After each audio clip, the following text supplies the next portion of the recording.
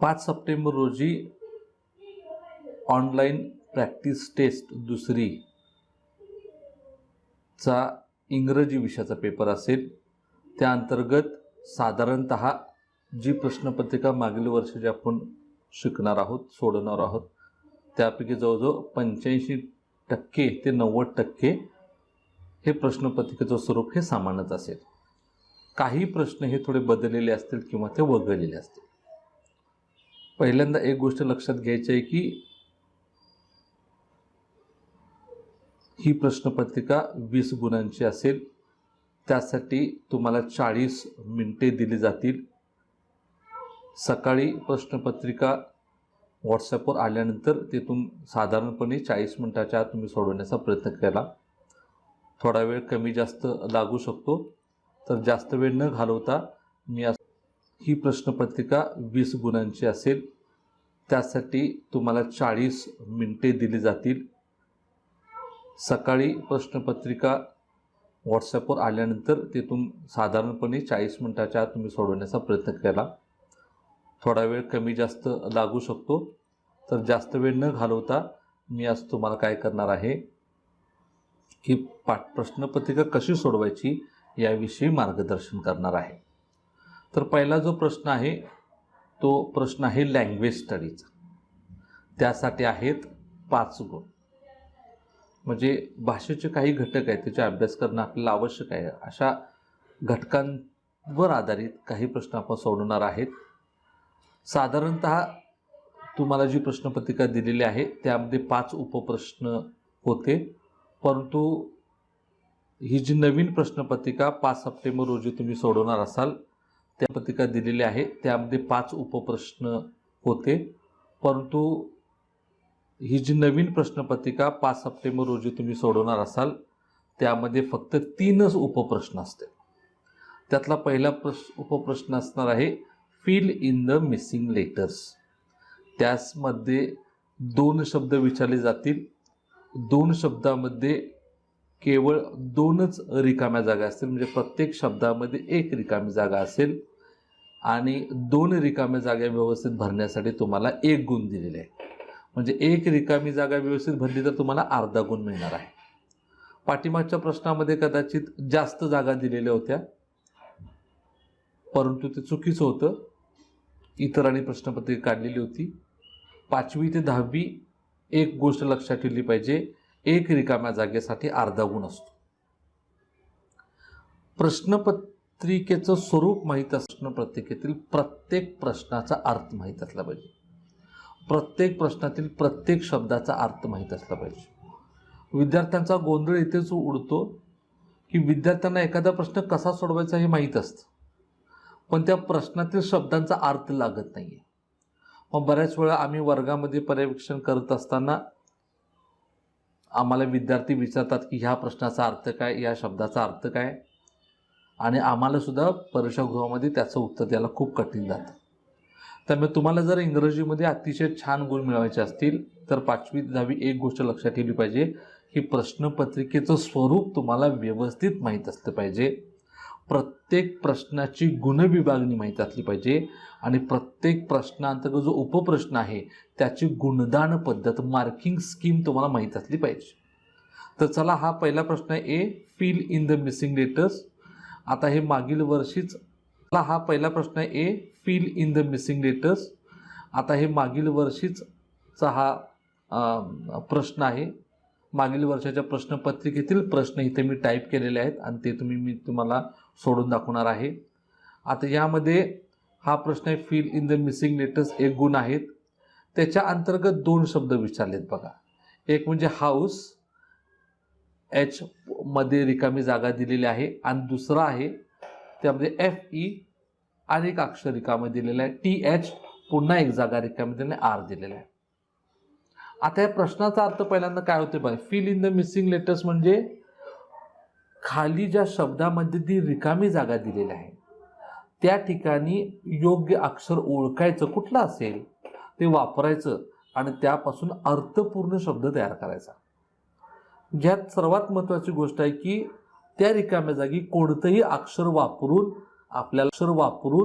आपल्याला चालणार नाही, तर असं अक्षर वापरलं पाहिजे ज्याच्यामुळे अर्थपूर्ण शब्द तयार होतो. आता खाली मी पहिला एक फॉर एक्झाम्पल शब्द दिलेला आहे बघा, एच, त्या ठिकाणी मनाचं मी आर हे अक्षर टाकलं, HRUSE. आता हा HRUSE नावाचा शब्द इंग्रजीमध्ये अस्तित्वात नाही, त्याचा काहीही अर्थ होत नाही, म्हणून मी तिथे चुकीचं चिन्ह तिथं दाखवलेलं आहे. म्हणजे असं तुम्हाला कोणतेही अक्षर वापरू उपयोगाचं नाही. तर हा प्रश्न सोडवताना आपल्याला एक गोष्ट लक्षात येते की शब्द पाहिला की तो शब्द अंदाजे कुठला असेल हे आपल्याला बऱ्यापैकी लक्षात येतं. आता उदाहरणार्थ एच, त्याच्यानंतर रिकामी जागा आहे आणि USE म्हणजे आपल्या लक्षात की हा शब्द हाऊस असला पाहिजे. मग मी काय करणार, तो शब्द त्याच्या ठिकाणी ओ हे अक्षर लिहिणार आणि ते काय करणार, अधोरेखित करणार. FE पुन्हा रिकामी जागा आहे, TH पुन्हा एक रिकामी जागा आहे, R. आता ह्या शब्दाला पाहिलं की थोडं आपल्याला कठीणाई जाते की लगेच आपल्याला तर्क करता येते, अनुमान काढता येत नाही की रिकाम्या जागी कोणतं अक्षर आहे. मग त्यासाठी आपण कोणतं तंत्र वापरायचं लक्षात घ्या. हे तंत्र तुम्हाला 10वी पर्यंत सुद्धा उपयोगी येऊ शकतं.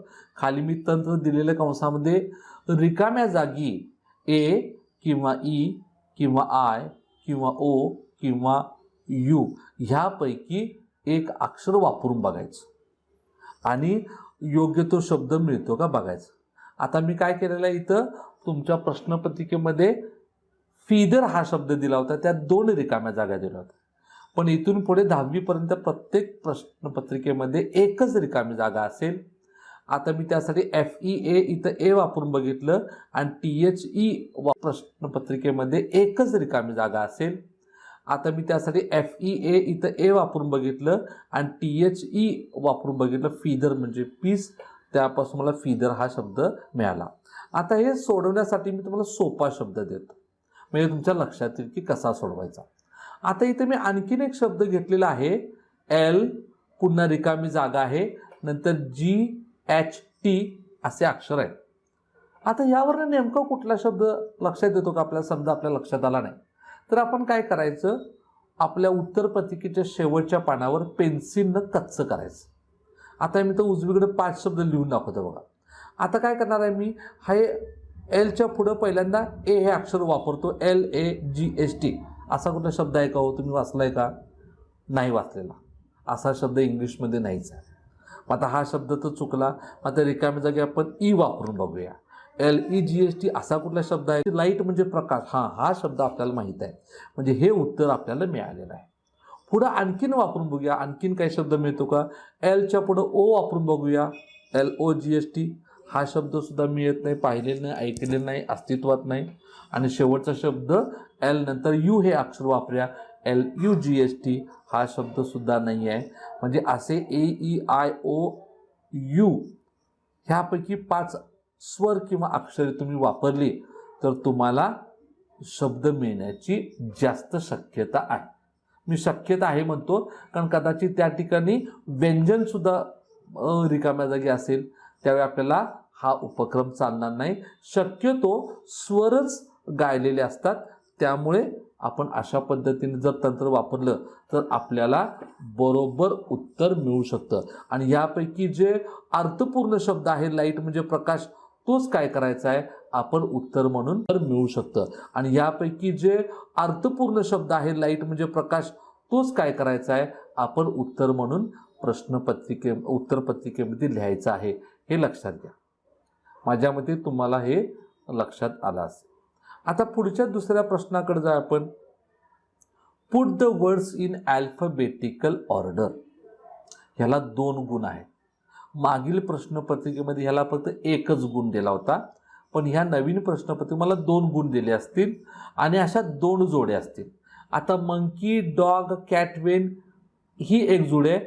अशीच आणखीन एक जोडी तुम्हाला ह्या नवीन प्रश्नपत्रिकेमध्ये असणार, म्हणजे 5 सप्टेंबरला जो पेपर आहे त्यामध्ये असणार आहे. त्यामुळे 2 जोड्यांसाठी 2 गुण आहेत. आता ह्या शब्दाचा अर्थ काय पहिला माहीत करून घेतला पाहिजे. पुट म्हणजे ठेवा, इथं अर्थ घ्यायचा तो लावणे. वर्ड्स म्हणजे शब्द, अल्फा परीक्षेमध्ये दिलेले जातील, ह्या प्रश्नांतर्गत दिले जातील हे चारही शब्द काय करायचे तुम्हाला की ABCD या क्रमाने लावायचा आहे. म्हणजे या प्रश्नाचा अर्थ काय झाला, दिलेले शब्द वर्णानुक्रमी लिहा किंवा त्याच्या आद्याक्षरानुसार लिहा. म्हणजेच अगदी साध्या शब्दात काय करायचं, जे दिलेले शब्द आहेत ते A पासून Z पर्यंत लावायचे. म्हणजे ह्या चार मध्ये सुरुवातीचं अक्षर कुठलं आहे ते बघायचं. आता इथे M आहे, त्यानंतर डॉग मध्ये पहिलं अक्षर आहे D, कॅट मध्ये पहिलं अक्षर आहे C आणि व्हॅन मध्ये पहिलं अक्षर आहे V. आता आपण काय करायचं, A to Z नुसार लावायचं. आता आपल्याला A पासून शब्द होणार आहेत का हो, इथं M आहे, त्यानंतर इथं D आहे, त्यानंतर C आहे आणि A पासून सुरू होणारा इथं शब्दच नाही. मग B कडे जायचं, B पासून सुरू होणारा शब्द सुद्धा नाही. नंतर C आहे का, तर आहे, इथं कॅट आहे बघा. मग हा कॅट हा शब्द पहिला इथं मी लिहून काढतो. त्याच्या आणि A पासून सुरू होणारा इथं शब्दच नाही. मग B कडे जायचं, B पासून सुरू होणारा शब्द सुद्धा नाही. नंतर C आहे का, तर आहे, इथं कॅट आहे बघा. मग हा कॅट हा शब्द पहिला इथं मी लिहून काढतो. त्याच्यानंतर D पासून सुरू होणारा शब्द आहे का, आहे डॉग, इथे तो सुद्धा काय करतो मी इथं लिहून काढतो. तर ABCD नुसार पहिल्यांदा M येतं, हो की नाही, मंकी तो शब्द लिहून काढतो इथं आणि शेवटी राहिलेले शब्द व्हॅन हा शब्द इथं मी लिहून काढतो. म्हणजे A to Z पर्यंत आपण क्रमाने हे शब्द लावायच्याला अल्फाबेटिकल ऑर्डर तुम्हाला मागच्या वर्षी कदाचित झाली असेल किंवा नसेल. यासाठी एका जोडीला 1 गुण आहेत. तुम्हाला 2 उपप्रश्न विचारले जाणार आहेत. दोन्ही उपप्रश्नातील दोन्ही शब्दांचे गट हे ABCD नुसार लावायचे आहेत, जसे मी आत्ता तुमच्यासमोर लावलेले. अतिशय साधा सोपा प्रश्न आहे, काही अवघड नाही. ह्याची प्रॅक्टिस तुम्ही करायचे. या व्हिडिओच्या शेवटी मी तुम्हाला सांगतो कसं करायचे. पहिला आपला नियम आहे की प्रश्नाचा अर्थ आपल्याला माहीत असला पाहिजे. आता मेक म्हणजे तयार करा.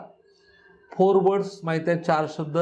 इच म्हणजे प्रत्येकी, युजिंग म्हणजे वापरून, लेटर्स अक्षर, गिवन दिलेला, वर्ड म्हणजे शब्द. दिलेल्या शब्दामधील अक्षर वापरून आपल्याला काय करायचे आहेत, 4 शब्द तयार करायचे आहेत. परंतु त्यात अट काय आहे, मिनिमम म्हणजे किमान. त्यामध्ये किमान याला आहेत 2 गुण. म्हणजे एक शब्द तयार केला की तुम्हाला अर्धा मार्क मिळणार, लक्षात घ्या. आता प्रश्नाचा अर्थ लक्षात घ्या. दिलेल्या शब्दातील अक्षरे वापरून अर्थपूर्ण शब्द तयार करा. कोणताही शब्द तयार करून चालणार नाही, त्याला अर्थ असला पाहिजे. आता इथं तुम्हाला शब्द दिलेला असतो, त्यापैकी कोणतेही अक्षर तुम्ही घेऊ शकताय आणि शब्द तयार करू शकताय. आता बघा ऑपरेशनमध्ये PER पर म्हणजे प्रत्येक, एक शब्द आपल्याला मिळाला 3 अक्षरी. त्यांच्यानंतर RAT रॅट, हा रॅट हा शब्द आपल्याला मिळालेला आहे. त्यानंतर उलटं घेतलं NOT तर नॉट हा शब्द इथं मिळाला तुम्हाला. त्यानंतर टी हा शब्द आहे इथं TEA, EAT इट मिळाला. ONE इथं शेवटी ON आणि E हे शब्द तुम्हाला मिळालेले आहेत. आता इथं करायचे आहेत 4 शब्द, परंतु तुम्ही लक्षात घ्या, नेहमी 4 सांगितले म्हणून 4 करायचे नाहीत, तर 5, 6, 7 सुद्धा करू शकताय. कदाचित तुमचं काहीतरी एक शब्द चुकला असेल तर जे शब्द बरोबर येतील त्याचे गुण गृहीत धरतील. त्यामुळे तुम्हाला गुण कमी होण्याचा काहीही येतील, त्याचे गुण गृहीत धरतील. त्यामुळे तुम्हाला गुण कमी होण्याचा काहीही संभव नाहीये. अतिशय साधा सोपा प्रश्न आहे. अक्षर घेऊन आपल्याला किमान 3 अक्षरे असलेला अर्थपूर्ण शब्द तयार करायचा आहे, एवढं लक्षात घ्या. चला आपण पुढच्या दुसऱ्या प्रश्नाकडे जाऊया. Read the passage and do the activities हा दुसरा प्रश्न आहे आणि याला आहेत 10 गुण. आता महत्त्वाचं म्हणजे प्रश्नाचा अर्थ. रीड म्हणजे वाचा, माहिती आहे तुम्हाला. पॅसेज म्हणजे उतारा. तुमच्या पुस्तकातीलच एक 10-15 ओळींचा उतारा हा तुमच्या प्रश्नपत्रिकेमध्ये छापलेला असतो आणि तो वाचायचा आणि त्याच्यावर आधारित काही ॲक्टिव्हिटीज म्हणजे कृती करायला सांगितलेल्या असतात, त्या करायच्या. थोडक्यात काय की ह्या उतार्यावर एका पॅरेग्राफवर काय करणार आहेत की तुम्हाला प्रश्न विचारले जातील, ते सोडवायचे आहेत. आता त्यामुळे हे प्रश्न सोडवताना ह्याची उत्तरं हे या उतार्यामध्येच आहेत लपलेली. तो उतारा वाचायचा, उत्तरं शोधायची आणि ती तिथं लिहून काढायची. आता मी पुन्हा वर येतो बघा. आता ह्याचा पहिला उपप्रश्न आहे कंप्लीट द फॉलोइंग सेंटेन्स आणि ह्याला आहेत 2 गुण आहेत ह्याला. आता ह्या प्रश्ना अंतर्गत काय करतात, तुम्हाला 2 वाक्य विचारतात, एवढं लक्षात घ्या. म्हणजे प्रत्येक उपप्रश्नाला 1 मार्क असणार आहे, लक्षात घ्या. आता प्रश्नाचा अर्थ पहिला बघूया. कंप्लीट म्हणजे पूर्ण करा, फॉलोइंग म्हणजे खालील, आणि सेंटेन्स म्हणजे वाक्य. म्हणजे खाली जी वाक्य दिलेली आहेत ती पूर्ण करा. आता खाली दिलेले वाक्य पूर्ण करा याचा अर्थ दुसरा असा होतो की खाली वाक्य हे अपूर्ण दिलं असणार आणि ते पूर्ण करावं लागणार. म्हणजे प्रश्नाचा सरळ अर्थ काय केला, दिलेलं अपूर्ण वाक्य पूर्ण करा आहे. अतिशय साधं सोपं आहे. की दिलेले वाक्य उतार्यामध्ये आपल्याला शोधायचं आहे, ते नेमकं कुठं आहे आणि त्या वाक्यामध्ये जेवढा भाग अपूर्ण आहे तेवढा भाग पूर्ण करून लिहायचा. आता इथं पहिलं जे वाक्याची सुरुवात बघा की द क्वीन फाउंड. आता मी काय करणार, हा पॅराग्राफ वाचताना फाउंड हे क्रियापद कुठं आहे ते मी बघणार. आता इथं फाउंड, इथं कर्सर आहे माझा, इथं फाउंड हा शब्द इथं दिसतो बघा. द क्वीन म्हणजे she found a big beautiful golden feather. मी काय करणार, ते आहे तसं इथं लिहून काढणार. The queen found a big beautiful golden feather, full stop देणार आणि त्याला खाली अंडरलाईन सुद्धा करणार. तसंच हे दुसरा प्रश्न शोधायचा आहे तुम्हाला. ह्या प्रश्नातले शब्द कोठे आहेत ते शोधायचे. आता the old woman would give the queen dash a 21 pearls. आता 21 पर्ल्स कुठं आहे बघा. अ नेकलेस ऑफ हे रिकाम्या जागी तुम्ही लिहायचं आहे. बाकीचे सगळे शब्द हे काय केलेले आहेत की तुम्हाला प्रश्नपत्रिकेमध्ये दिलेले आहेत, ते बघून फक्त तुम्ही काय करायचं. अतिशय साधा सोपा प्रश्न आहे. अशा प्रकारे प्रश्न जर आला तर सरळ त्या प्रश्नातले शब्द, ते वाक्य त्या पॅरामध्ये कुठं आहे ते शोधायचं. हा पॅराग्राफ तुम्हाला दिलेला आहे चौकोनामध्ये आणि त्यातलं उत्तर शोधून तुम्ही लिहायचं आहे. दुसरा हा प्रश्न बघा. चला दुसऱ्या प्रश्नाकडे जाऊया. Complete the following web. ह्याला 2 मार्क आहे. आता कंप्लीट म्हणजे पूर्ण करा, फॉलोइंग म्हणजे खालील, आणि वेब म्हणजे वेब डायग्रॅम. म्हणजे थोडक्यात एक आकृती देतात आणि त्या आकृतीमध्ये काय करायचं, तुम्ही माहिती भरायची आणि ती माहिती कुठे शोधायची, त्या वर छापलेल्या उतार्यामध्ये शोधायचे. या प्रश्नाचा अर्थ काय झाला, भरायचे आणि ती माहिती कुठे शोधायची, त्या वर छापलेल्या उतार्यामध्ये शोधायचे. या प्रश्नाचा अर्थ काय झाला, दिलेल्या आकृतीमध्ये माहिती भरून ती पूर्ण करा. आता इथं ती मी तुम्हाला आकृती पहिल्यांदा दाखवतो, मग सूचना देतो. अशा प्रकारे तुम्हाला परीक्षेमध्ये आकृती देणार. मी तुम्हाला प्रश्नपत्रिका दिलेली आहे, त्यामध्ये इथं अशा आकृती दिलेल्या आहे आणि हे 21-3 या अक्षराच्या ऐवजी तिथं रिकामी जागा दिलेल्या आहे बघा. आता ही आकृतीच्या मध्ये पूर्ण करण्यासाठी तुम्हाला सूचना काय आहे, the numbers in the story. म्हणजे ह्या वरच्या पॅराग्राफमध्ये जे नंबर जे संख्या दिलेल्या आहेत त्या संख्या काय करायच्या, तुम्ही या 3 वर्तुळामध्ये काय करायच्या आहेत, लिहायच्या. तेवढं लक्षात घ्या. आता इथं काय सूचना महत्वाची लक्षात ठेवायची, हे उत्तर लिहिताना असं डायग्रॅम तुम्ही काढणं गरजेचं आहे. तुम्ही अशा नाही, तुम्ही पेनानं सुद्धा ही आकृती काढू शकता. दुसरी आणखीन एक महत्त्वाची गोष्ट म्हणजे बरेचसे विद्यार्थी काय करतात, पहिल्यांदा ही आकृती काढून घेतात आणि नंतर ही 1, 3 आणि 21 हे अशी उत्तरं त्यामध्ये. मित्रांनो, असं कधी करायचं नाही. पहिल्यांदा उत्तर लिहायचं आणि नंतर मग आकृती काढायची, एवढं लक्षात घ्या. कारण कसं होतं, तुमचा गोल होतोय छोटासा आणि त्यातलं उत्तर होतोय मोठं आणि त्यामुळे कसं होतं, त्यामध्ये व्यवस्थित फिट बसत नाही, अक्षर ओळखत नाही. त्यामुळे आकृती काढताना पहिल्यांदा इथं गोल काढण्याच्या ऐवजी काय करायचं की पहिल्यांदा the numbers in the story हा शब्द लिहायचा, मग काय करायचं, त्याला गोल आक्का काढायचा. पहिल्यांदा उत्तर लिहायचं 21 लिहायचं, मग त्याला काय करायचं, असा गोल काढायचा. एवढं लक्षात घ्या. सोपा आहे अतिशय प्रश्न. ही आकृती तुम्हाला उत्तर पत्रिकेमध्ये पुन्हा काढायची आहे, लक्षात घ्या. आता जाऊया मॅच द फॉलोइंग आणि यासाठी असणार आहेत 2 गुणाचा. मॅच द फॉलोइंग याचा अर्थ काय आहे की जोड्या जुळवा. तुम्हाला एकीकडे डाव्या साईडला ए पार्ट दिला जातो तुम्हाला इथं ॲडजेक्टिव्ह दिले डाव्या बाजूला. इथं मध्ये कॉलम तुम्हाला हे कशासाठी आहेत की उत्तर लिहिण्यासाठी तुम्हाला एक कॉलम दिलेला आहे, इथं उत्तर लिहायचं. आणि इथं तुम्हाला की नाऊनचा एक बी पार्ट दिलेला आहे. तुम्ही काय करायचं, नाऊन या ॲडजेक्टिव्हच्या समोर लिहायचं आहे. म्हणजे हे उत्तर आहे ती या उत्तराच्या कॉलममध्ये लिहायचे. आता हा प्रश्न विशेषण आणि नाऊनवर आधारित आहे. तो पहिल्यांदा आपण काय करू त्याचं तंत्र बघूया. आता ॲडजेक्टिव्ह म्हणजे काय हे आपण मध्ये शिकलो, कशाला ॲडजेक्टिव्ह म्हणायचं. मी तुम्हाला लेखी लिहून दिलं होतं, एक व्हिडिओसुद्धा मी तयार करून दिला होता. तर ॲडजेक्टिव्ह म्हणजे विशेषण. विशेषण म्हणजे नामाविषयी अधिक माहिती सांगणारा शब्द. म्हणजे उदाहरणार्थ काय, आपल्याकडे ॲपल खेळलेलो आहोत की एक फ्रेज कशी तयार करायची मी शिकवले तुम्हाला. आता नाऊन म्हणजे काय, एखाद्या वस्तूला, व्यक्तीला, ठिकाणाला, प्राण्याला जे नाव देतात त्याला काय करायचं, नाऊन म्हणायचं. एका व्यक्तीचं नाव असेल सचिन, त्याच्यानंतर त्याच्या हातात चेंडू असेल, ते वस्तूचं नाव आहे. आपण बघितलं नाऊन ॲडजेक्टिव्ह म्हणजे काय. आता इथं काय करायचं तुम्हाला की नाऊन आणि ॲडजेक्टिव्हची जोडी काय करायच्या, जुळवायची. मग लक्षात घ्या, विशेषण हे नेहमी नामाच्या पूर्वी येतं, हे लक्षात घ्या. आता मी तुम्हाला ह्याच्यामध्ये एक उदाहरण इथं दाखवतो तुम्हाला. आता पहिला एकदा डाव्या साईडला शब्द गोल्डन आहे. आता गोल्डन मी पॅराग्राफमध्ये कुठं शब्द आहे तिथं शोधतो बघा.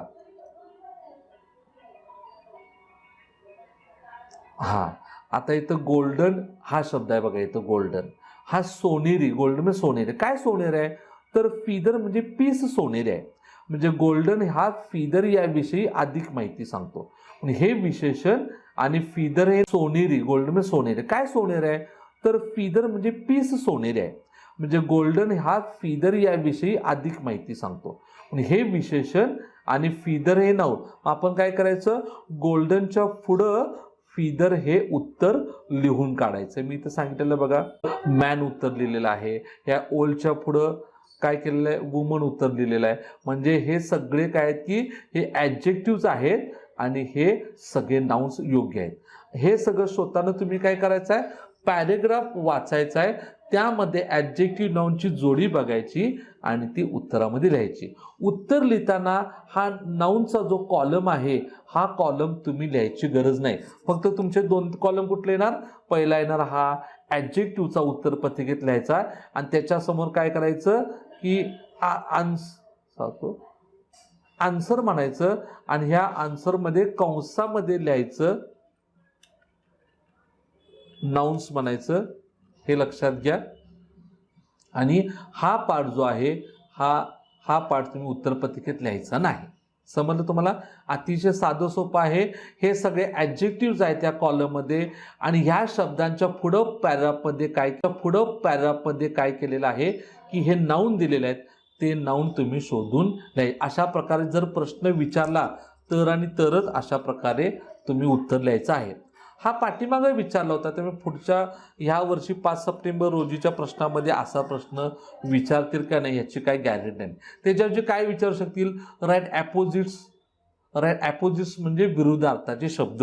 तुम्ही 2.1 पर्यंत बघितले, 25 पानापर्यंत काही ॲपोजिट्स लिहायचे आहेत म्हणजे विरुद्धार्थाचे शब्द. मग कदाचित न्यू शब्द देतील तुम्हाला आणि त्याचा विरुद्धार्थी शब्द ओल्ड हा पॅरेग्राफमध्ये शोधून लिहा म्हणतील. आपण काय, न्यू म्हणजे नवीन, त्याच्या विरुद्ध ओल्ड म्हणजे जुनं, पॅरामध्ये शोधायचं, उत्तर लिहायचं. कदाचित तुम्हाला सिमिलर म्हणजे समानार्थी शब्दाच्या जोड्या लिहा म्हणून सांगतील, राईट, सिमिलर वर्ड्स. आणि शब्द देतील स्ट्रोल. स्ट्रोल म्हणजे फेरफटका मारणे. वरती शब्द आहे वॉक. असा समानार्थी शब्द काय करायचा तुम्हाला विचार. एकच प्रकारे प्रश्न विचारतील ह्याची गॅरंटी आपण देऊ शकत नाही. आता पुढचा चौथा प्रश्न जाऊया आपण. A4 classify the words. हा शब्द आहे बघा. यासाठी आहेत 2 गुण. आपल्या सगळ्यात महत्त्वाचं काय, प्रश्नाचा अर्थ काय आहे तो बघायला पाहिजे. क्लासिफाय म्हणजे वर्गीकरण करा. वर्ड्स म्हणजे शब्दांचं, दिलेल्या शब्दांचे वर्गीकरण करा. म्हणजे इथं तुम्हाला 4 शब्द दिलेले आहेत. गार्डन, पर्ल्स, मेन, फिदर या शब्दाचं वर्गीकरण करायचं आहे आणि तुम्हाला 2 कॉलम दिलेले आहेत. हा आहे 1चा कॉलम, 1 म्हणजे 1, आणि दुसरा इकडं आहे मेनीचा कॉलम. म्हणजे हे 4 शब्द काय करायचे आहेत, योग्य त्या कॉलममध्ये लिहायचे आहेत. आता ते कसे लिहायचे ह्यापूर्वी आपण तंत्र बघूया. आता 1 म्हणजे काय तुम्हाला माहिती आहे, 1 म्हणजे 1. इथं अर्थ घ्यायचा 1 म्हणजे सिंग्युलर किंवा एकवचनी शब्द, म्हणजे वर जे 4 मध्ये लिहायचा. वन म्हणजे एक, सिंग्युलर म्हणजे ज्या नामाची संख्या ही एकच आहे. उदाहरणार्थ I have one pen, pen म्हणतो आपण त्याला, हा एकच आहे. अनेक असता तर पेन झाला असता. त्यानंतर पेन्सिल एकच आहे, I have one pencil, I have a pencil, म्हणजे माझ्याजवळ एक पेन्सिल आहे, एकच वस्तू आहे. दुसरा आहे मेनीचा कॉलम. मेनीच्या कॉलम याचा म्हणजे मेनी म्हणजे प्लुरल, अनेक वचनी शब्द. थोडक्यात काय, ज्या वस्तूची संख्या ही एकापेक्षा अधिक आहे. म्हणजे आय हॅव 4 पेन्स म्हणतो, म्हणजे माझ्याजवळ 4 पेन आहेत, त्याला एस प्रत्यय लागतो. आता इंग्रजीत जे शब्द अनेक वचनी असतात त्या शब्दांच्या पाठीमागं एस किंवा ईएस प्रत्यय लागतो, ही अक्षर लागतात. आता पेन इथं एक आहे, जर अनेक पेन असतील तर आपण काय करणार, त्याला एस लावणार, पेन्स म्हणणार, पेन्सिल्स म्हणणार, बोर्ड्स म्हणणार, सायकल्स म्हणणार, हाऊसेस म्हणणार, सायकल्स म्हणणार, हाऊसेस म्हणणार, कार्स म्हणणार, फोन्स म्हणणार, हे लक्षात घ्या. कम्प्युटर्स म्हणणार, म्हणजे अनेक आहेत. एक असेल तर एस प्रत्यय त्याचा काढून टाका. इंग्रजीमध्ये सर्वच शब्दांना एस किंवा ईएस प्रत्यय लावून अनेक वचन होत नाही. काही त्याला अपवाद सुद्धा आहेत. म्हणजे मॅन म्हणजे एक माणूस, आणि अनेक माणसं किंवा व्यक्ती असेल तर त्याचं प्लुरल होतं मेन, MEN असं होतं. चाइल्ड म्हणजे एक लहानसं मूल, अनेक मुलं म्हणून चाइल्ड्स होत नाही, चिल्ड्रन अनेक वचन होतं. त्यामुळं अशा गोष्टी तुम्ही लक्षात ठेवल्या पाहिजे, अपवादात्मक काय आहेत. आता वरचे शब्द मी काय करतो, इथं लिहून तुम्हाला दाखवतो उत्तर म्हणून बघा. तर गार्डन म्हणजे बाग, ह्याला एस प्रत्यय लागलेला नाही म्हणून तुम्ही वनच्या कॉलममध्ये दिला. आणि त्याच्यानंतर फिदर हा शब्द आहे, फिदरला एस प्रत्यय नाही, एकच पीस म्हणून ते वनच्या कॉलममध्ये दिले. इथं अनेक वचनी रूप आहे मॅनचं म्हणून ते प्लुरलच्या कॉलम. जर वस्तू एक असेल तर वनच्या कॉलममध्ये लिहायचं. जर वस्तू अनेक असतील किंवा समजा की त्याला एस प्रत्यय लागला असेल तर तो मेनीच्या कॉलममध्ये लिहायचा. असा प्रश्न जर आला तर अशा पद्धतीनं सोडवायचा आहे, हे लक्षात ठेवा. आता पुढच्या उपप्रश्नाकडे जाऊया. A5 नावाचा प्रश्न असतो.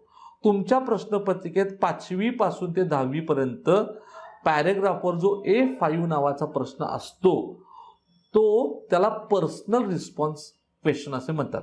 म्हणजे ह्या प्रश्नाचं उत्तर तुम्ही स्वतःच्या मनानं द्यायचं आहे. ह्याचं उत्तर पॅरेग्राफमध्ये असत नाही, पॅरेग्राफमध्ये शोधायचं नाही, हे लक्षात घ्या. पॅरेग्राफमध्ये त्याचा संदर्भ असू शकतो पण उत्तर हे वैयक्तिक द्यायचं आहे. ह्याला 2 गुण असतात नेहमी, ठीक आहे. तर शक्यतो या प्रश्नामध्ये 2 काय केले, त्याचा संदर्भ असू शकतो पण उत्तर हे वैयक्तिक द्यायचं आहे. ह्याला 2 गुण असतात नेहमी, ठीक आहे. तर शक्यतो या प्रश्नामध्ये 2 काय केलेले आहेत की 2 उपप्रश्न असतात. पहिला आहे डू यू लाईक स्टोरीज, ह्या पहिल्या उपप्रश्नाला 1 गुण असतो. आणि दुसरा उपप्रश्न write the name of any story you like, ह्याला 1 गुण असतो.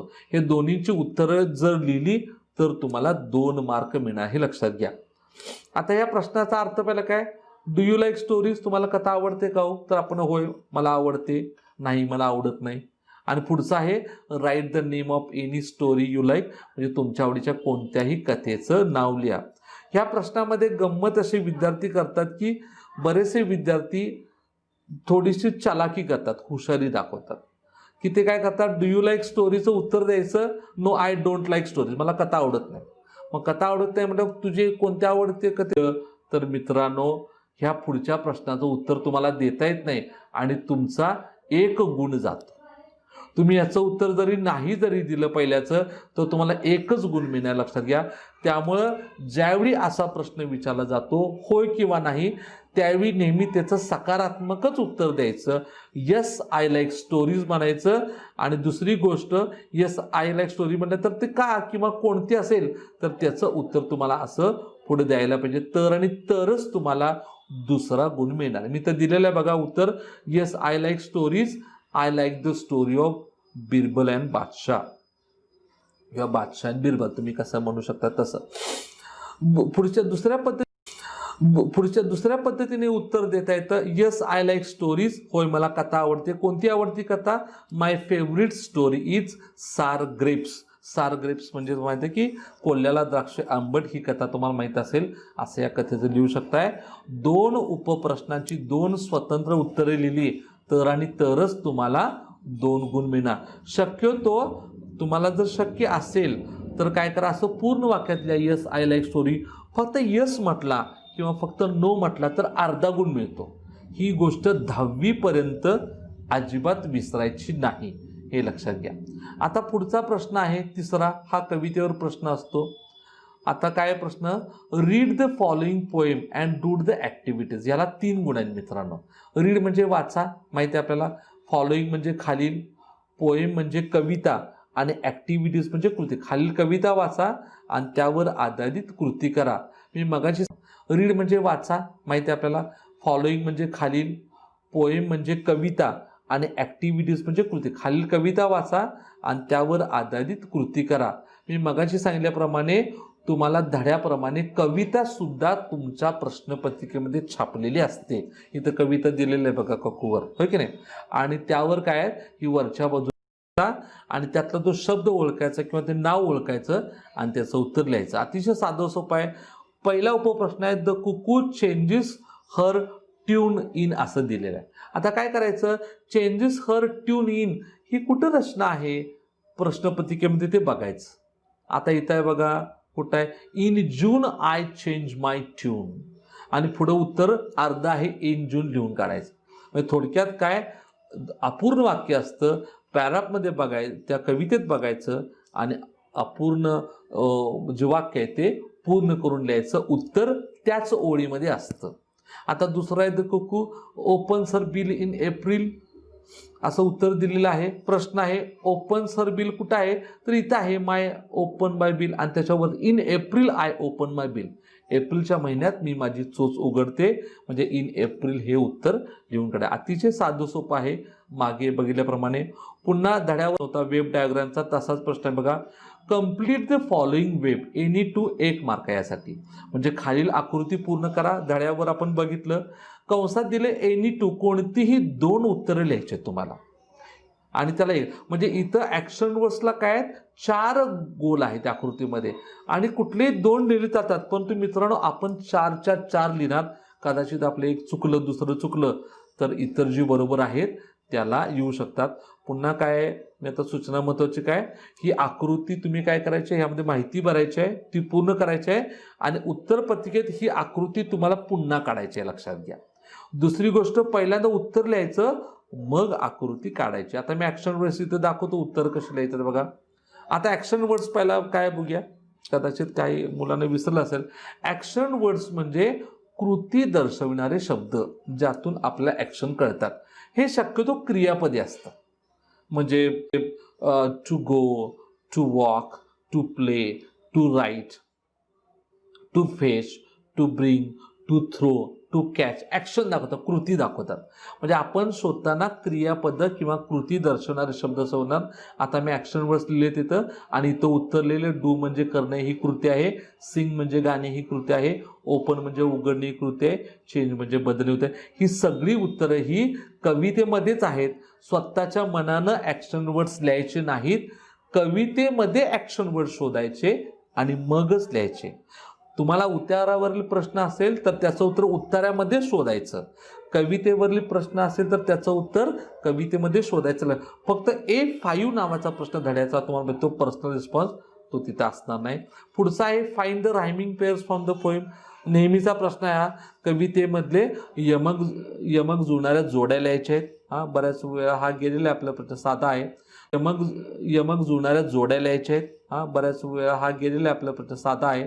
लक्षात ठेवायचं की यमक जुळणारे जे शब्द आहेत त्याच्या शेवटी जे शब्द येतात ते शब्द आणि त्यांच्या स्वरांचा उच्चार हा जुळला पाहिजे. ज्या शब्दांचा उच्चार किंवा स्वरांचा उच्चार जुळतो ती यमकची जोड. आता मे डे, ए हे उच्चार जुळतात बघा, म्हणून ही जोडी आहे. मी तर उदाहरण म्हणून तुम्हाला एकच जोडी दिलेली आहे. तुम्ही 1 गुणांसाठी 2 जोडी लिहिणं आवश्यक आहे.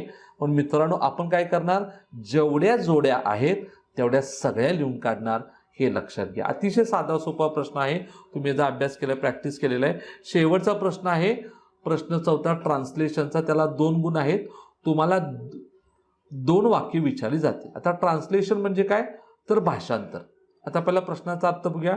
ट्रान्सलेट म्हणजे भाषांतर करा. कशाचं करा, म्हणजे वाक्यांचा. कशाचं करायचं आहे, तर your mother tongue. Mother tongue म्हणजे मातृभाषा, ज्या भाषेत आपण, जी भाषा आपल्याला आईकडनं वारसाकडे मिळालेले आहे, आपण लहानपणापासून बोलायला शिकलो, त्या मातृभाषेत म्हणजे मराठी तयार करायचं आहे.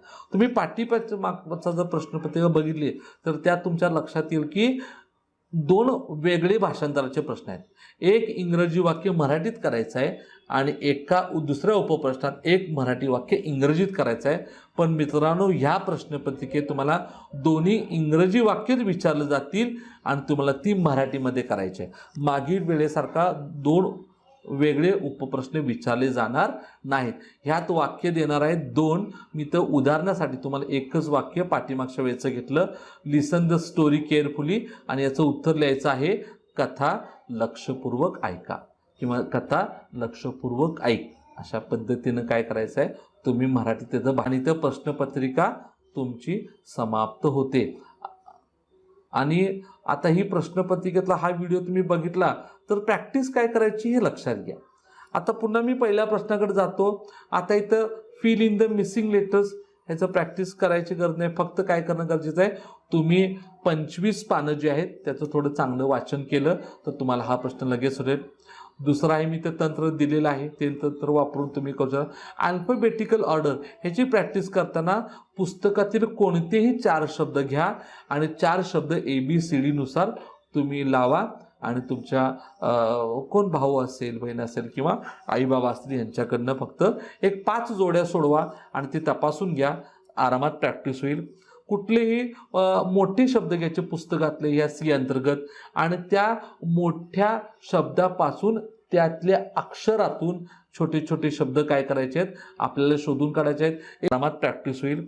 कुठलेही मोठे शब्द घ्यायचे पुस्तकातले या C अंतर्गत आणि त्या मोठ्या शब्दापासून त्यातल्या अक्षरातून छोटे छोटे शब्द काय करायचे आहेत आपल्याला शोधून काढायचे आहेत. एक 5 मोठे शब्द पुस्तकामध्ये असतील ते उद्या म्हणजे आज दिवसभरामध्ये काढा आणि त्यामध्ये छोटे शब्द शोधून काढा. अतिशय साधे सोपे शब्द आहेत, तुमच्या लक्षात येईल. आता पॅसेजवर वाचताना आपल्याला पॅसेजवर जो होमवर्क करायला दिलेला आहे त्या होमवर्कचं प्रॅक्टिस आपण केलं पाहिजे, हे लक्षात घ्या. म्हणजे A1 आणि A2 नावाचा प्रश्न तुम्हाला आरामात जमणार. आता तिसरं जे आहे ते म्हणजे विशेषण आणि नाउन म्हणजे काय आणि त्या जोड्या, ह्याचं प्रॅक्टिस तुम्हाला एखादा धडा घेऊन तयार केला पाहिजे. किंवा ॲडजेक्टिव्ह नाउनवर जर पुस्तकात होमवर्क दिलेला आहे तुम्ही तो रिव्हिजन त्याचं करणं गरजेचं आहे. हे सगळ्यात महत्त्वाचं आहे. यादी करा आणि समानार्थी शब्दांची यादी करा. हमखास या विरुद्ध अर्थाच्या शब्दाच्या जोड्यापैकीच काही शब्द हे परीक्षेमध्ये विचारले जाऊ शकतात, एवढं लक्षात घ्या.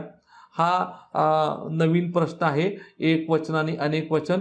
यासाठी तुम्ही काय करू शकताय की एक वचन असलेले शब्दांची यादी जर केली ढोबळमानानं, म्हणजे ज्याला S प्रत्यय लागलेला नाही आहे आणि S प्रत्यय असलेले नाउन्स आहेत याची जर यादी केली तर तुम्हाला एक वचन आणि अनेक वचनचे आरामात शब्द मिळू शकते. तुम्हाला प्रश्न हा अवघड जाणार नाही, पैकीच्या पैकी गुण मिळणार आहेत. पुढे A5 आहे. हा A5 मी सांगणार नाही तुम्हाला, कारण की हा पर्सनल रिस्पॉन्स कसाही प्रश्न विचारला जाऊ शकतो. ह्यासाठी तयारी काय करता येईल आपल्याला, जो धडा आपल्याला विचारला आहे त्या धड्यासंबंधी कुठला प्रश्न विचारला जाऊ शकतो ह्याचा तर्क केला पाहिजे. म्हणजे समजा की सचिन तेंडुलकरवर धडा आपल्याला आहे तर प्रश्न काय असणार की त्याचा तर्क केला पाहिजे. म्हणजे समजा की सचिन तेंडुलकरवर धडा आपल्याला आहे तर प्रश्न काय असणार की तुम्ही क्रिकेट खेळता का, किंवा तुम्ही कोणता खेळ खेळता आणि तुमचा आवडता खेळाडू कोण.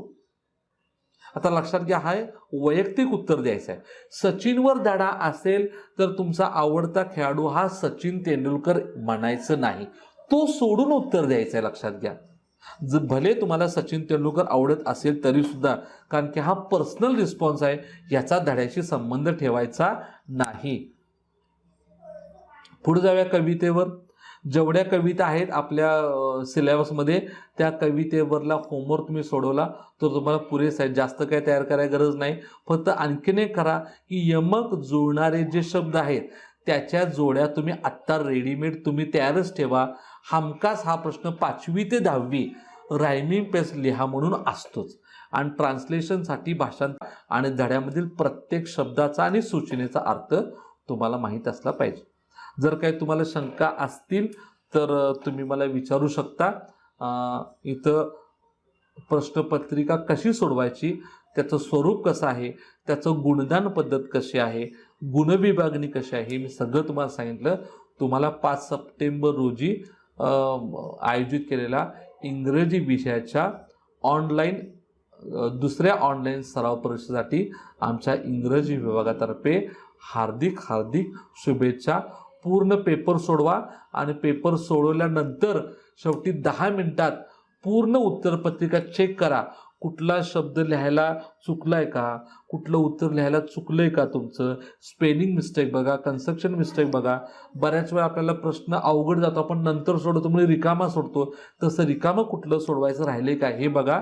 2 वेळा पूर्ण उत्तरपत्रिका चेक करा आणि नंतरच तुमच्या ती फाईलला लावून ठेवा.